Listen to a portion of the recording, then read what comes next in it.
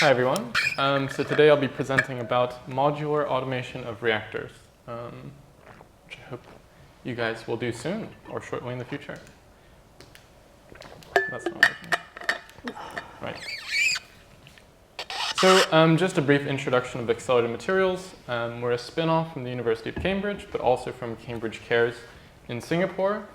So we incorporated in Singapore in 2023 and also in the UK in 2020. And we're basically commercializing the R&D that we've been doing at the university. And so far what we do is we serve the advanced materials industry with synthesis, software, and equipment. Our technology platform in brief is basically a combination of different technologies. So we have new reactor technologies to support high precision synthesis of materials. We have novel types of manifolds to help scale up in a number-up fashion. And we also have some AI, basically, to help us optimize our processes. But really, the linking agent between all three of these technologies is really automation, because how do you, link your AI with your reactors or your AI with your ways of scaling up? And really, you need automation to do that. So part of the reason that we've been working with iDMT is really to develop an automation framework, really to link our technologies and bring it to the next level. Right. So when we talk about reactors, this is a typical round bottom flask that you might find in the lab. There are a lot of different parameters that you're going to change. So there's going to be concentrations, there's going to be temperatures, pressures, reagents, mixing, solvents, lots of different things that you have to control in order to have a precise, well-performed reaction. And this is something that, as chemists, you're all trained to do, even as chemical engineers you can do. But when you talk about scaling, to, let's say, many types of equipment, at different scales, or if you're doing multiple replicates, or changing your operator, or even employing an AI, you're going to have problems with conserving these parameters. Yeah, so really, traditional methods of scaling are not really robust to that. This is where automation comes in.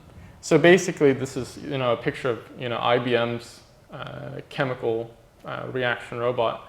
Automation basically provides you with a number of advantages with scaling. So when you talk about equipment, it's very standardized. So each component that you have will be the same. We also have some operator independence. So the robot is going to be the same as the person who clicks the button is not really going to influence the reaction that much. And we also have more repeatability. So you can actually do a lot of reactions, a lot of different steps in an automated fashion with very precise repeatability. So that's why automation is great. So let's say you want to build an automated system, or you want to build any system, really. If you look at conventional or manually operated ways of doing things, it's not really great because, obviously there's lots of labor required. You need people with a lot of manual expertise and a lot of time. However, you're very flexible if it's a person doing an experiment. On the other hand, when you automate things, it can be very expensive, right? You have to buy equipment, you have to, have time to install that and debug it. But the benefit is you can rapidly execute experiments, right? So whenever you're building an automated system or any system, really, you have to balance these two factors.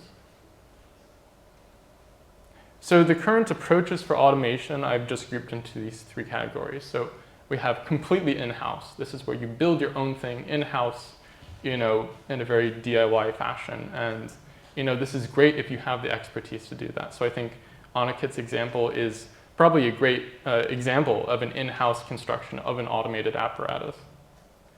The other type is a hybrid, in which you have some components that are automated, and you kind of link them together, but you do that yourself. This is also a good approach. And then you have the completely outsourced approach in which you just say, okay, to this automation company, hey, build me this, I'll pay you this much money. And they will do it for you. That's another way to automate your experiments. But for early stage R&D, we mostly find that you're going to live in this territory because it's pretty low cost. Yeah. But there are some common challenges when we talk about the hybrid or in-house solutions. You need a lot of expertise to build these systems. You need to be able to communicate with your equipment digitally, so not just by pushing buttons, you need to send a signal to that equipment.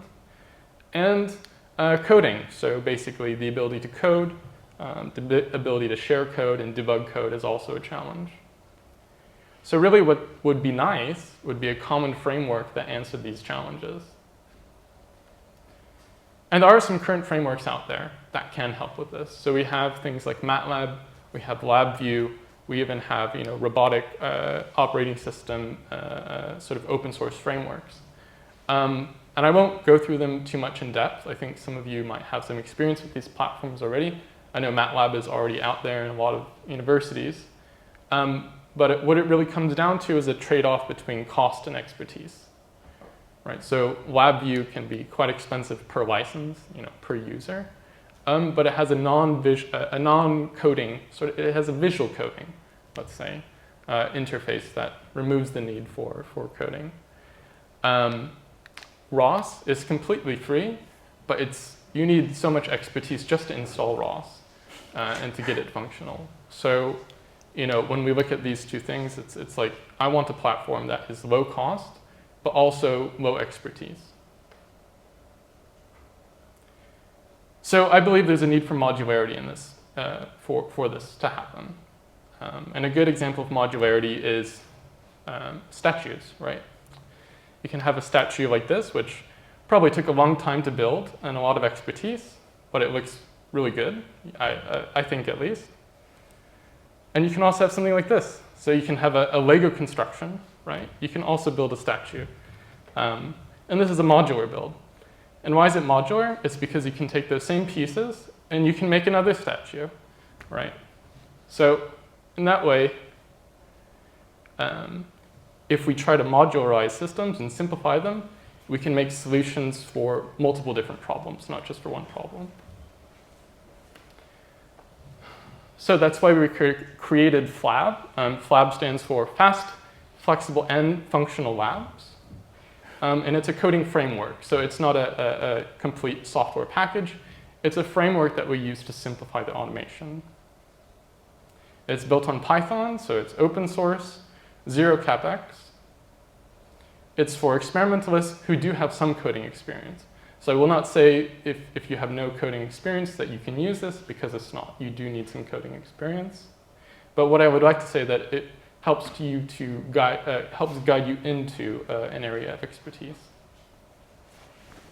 And what it also incorporates is some agile principles. So basically, it's a framework that can be modified over time. But it's not a fixed sort of thing. So in life, it's always good to have principles. So FLAB has some principles. Basically, when we first envisioned it, we wanted it to be modular, which I just explained. We wanted it to be parallelized. So we wanted to run multiple different things at the same time. We wanted everything to be synchronized. So if you're operating one device and want to operate another device, you can access that same information across devices. We want it to be intuitive, so that it's easy to understand, easy to pick up. And we also want it to be accessible to let people share it. And that's why it's open source. So to do this, we have an object-oriented framework in which we basically abstract the functionalities and the properties of an automated system into objects. So we have our key objects here. We have tasks, we have devices, variables, models, data, and user interfaces. And I hope that those are self-explanatory. I hope I don't have to explain the devices. But basically, these will encapsulate all the properties and the functions that you want those things to do. So I won't go too much into coding, but basically this is the sort of class architecture that FLAB has. So we have these shared class types, so these objects that we showed before. These are instantiated and those objects are stored within dictionaries. So those dictionaries in Python are shared. So you can access those objects through those dictionaries. Those objects are then managed by managers. Okay, so we have a manager object, basically, or a manager class that contains the methods for controlling those things. So for example, a task class or a task object would have a run method. Yeah? And then the manager would start that task by accessing that run method. Yeah? So it provides you with a way to access the functions of those objects. And all of those managers are inherited by the flab object. And you can see it's the same flab object that stores the different objects here. Right, okay. Enough about objects and more to code. Actually, I'm not done with objects yet. So I'll keep this slide again, but this is basically an example of the syntax that we use, and hopefully it's very simple. So if you want to load a device, for example, you just say flab.loadDevice, followed by the device name. So for an example, you could say flab.loadDevice pump, and that would load the pump into your environment, right? And you can also reload it. Let's say you want to change the pump code. All you have to do is save that file and reload it into your framework.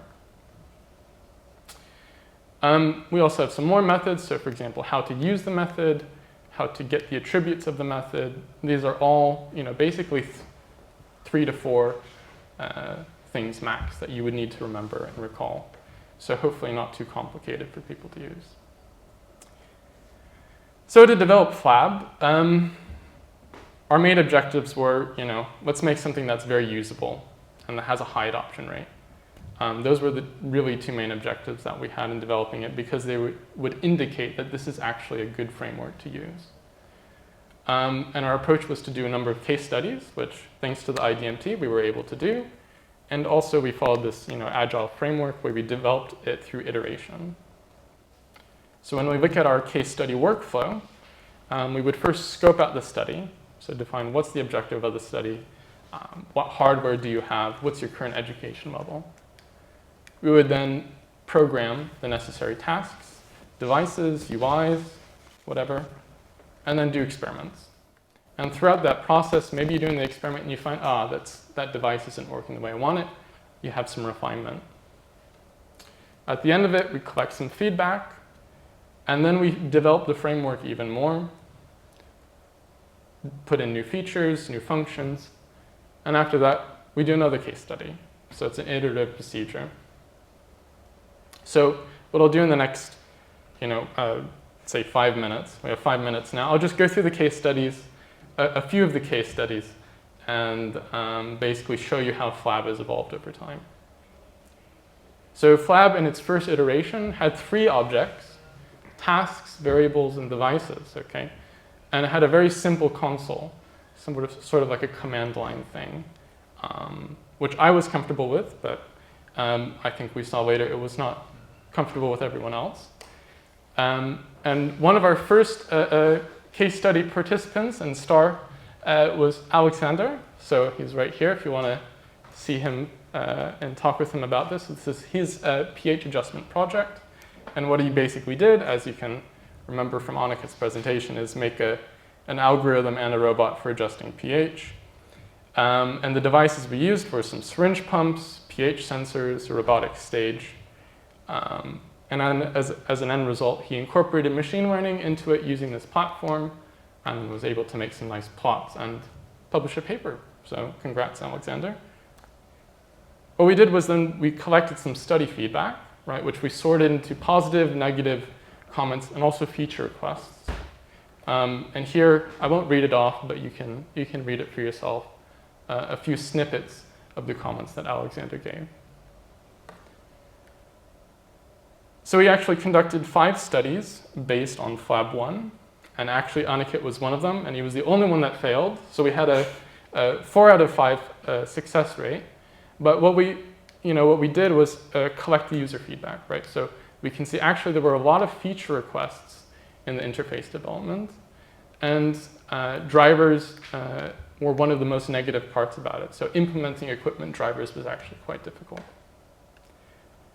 So for Flab v2, we have a new console, much more graphical. You have buttons, you have widgets and lists and things you can interact with without typing anything in. And another of our case studies on v2 was with Anna. Is Anna here? She is. She's right there. And I think it's still in progress. But she has a very complicated setup, which is still evolving, right? And what she's doing is she's doing inline kinetic analysis of nitration in flow, which is very dangerous and very corrosive and a great modular automation case study. I think we've done a lot of different pumps, pressure sensors, an inline NMR, distribution valve, and a hot plate. So a very complicated system, but one we were able to use with Flab 2. And she gave some feedback, which you can read here. And she has a lot of feature requests for usability. So Anna, for the next iteration, we're making it much more usable. And actually, one outcome of this is, we didn't expect this actually, as the equipment that we developed started to be reused. So we have a hyperspectral imaging setup within iDMT. And it was not the original intention of this rig, but actually people started using our equipment for other experiments. So this is just using the same UI I developed for another rig, and she's using that to look at the characteristics of microfluidic or microreactors. So based on version 2, we can summarize the feedback here. A lot of feature requests for usability, and still drivers are an issue. So equipment drivers we see as a common theme here. So we have Flab 3. We don't have any case studies on Flab 3 yet. I was bored one weekend, so I made it a dark mode. So it's much more fancy and professional looking. But something that we have here are more objects, so things that can represent data, models, and UIs. And basically, this is nice. It's a little taskbar, so you can actually have a history of your tasks that you can visualize in a bar format. Right, so some conclusions. So we've seen that Flab can ease the challenge of automation, and that the ability to evolve Flab has increased its usability. Through Yisha's example, we saw that automated equipment actually is much more reusable, much more multifunctional. But also we see that education, usability, and the lack of available equipment drivers are limiting factors that we need to focus on. So in conclusion, what future efforts are we going to work on? So I think, as a company, we've got to make some money eventually. So how do we distribute this framework, or how do we use it in a commercial fashion at a low cost to academics and industry labs? How do we address this issue of code literacy? Because I think it's foolish to expect that everyone is going to learn how to program in Python in the future. And also, how do we encourage this community of code sharing? So especially within the chemistry or chemical engineering communities where things are particularly more secret or not published. So with that, I'd like to thank all of our case study partners, as well as the people, so iDMT for helping fund this work, and all our collaborators at Cambridge and in Cambridge Cares and Singapore. All right, and with that, I'd like to thank you very much. And if you'd like to check out the package on Python or GitHub, you can use those QR codes. All right, thanks very much.